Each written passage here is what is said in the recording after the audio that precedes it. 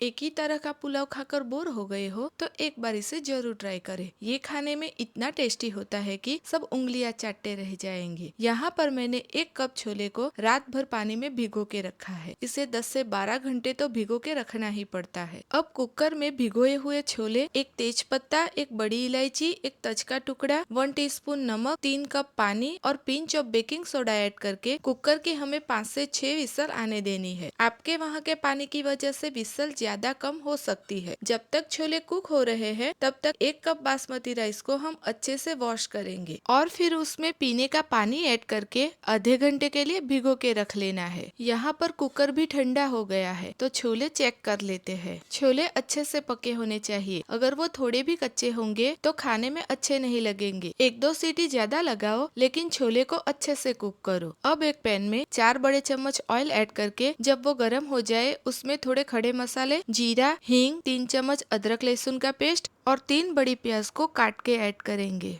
प्याज को low flame पे हमें 4 से 5 मिनट तक गोल्डन ब्राउन होने तक भून लेना है। उसमें 1 टीस्पून हल्दी, 1 टीस्पून धनिया जीरा powder, 1 tablespoon Kashmiri red chili powder और 1 टीस्पून छोले मसाला ऐड करके मिक्स करने के बाद तुरंत 3 कटे हुए टमाटर ऐड करेंगे ताकि मसाले जल ना जाए। इसे हमें लो फ्लेम पे 2-3 मिनट तक अच्छे से भून लेना है। जब इसमें से ऑयल सेपरेट होने लगे तब बॉइल्ड छोले ऐड करेंगे। इसे भी मसालों के साथ अच्छे से भूनना है। ऊपर से 1 चम्मच देसी घी ऐड करके लो फ्लेम पे 3-4 मिनट तक और भुनेंगे ताकि छोले में मसालों का अच्छा टेस्ट बैठ जाए। अब हमने जो चावल भिगो के रखे हैं उसका सारा पानी निकाल लेंगे। ध्यान रहे थोड़ा भी पानी रहना नहीं चाहिए। उसे भी छोले में ऐड करके बहुत ही हल्के हाथों से मिलाने के बाद 2 कप पानी, 2 हरी मिर्च काटी हुई, भुनी हुई कसूरी मेथी को क्रश करके ऐड करेंगे। स्वाद अनुसार नमक, 1/4 टीस्पून छोले मसाला और 1 चम्मच देसी घी ऐड करके हल्के हाथों से मिक्स करके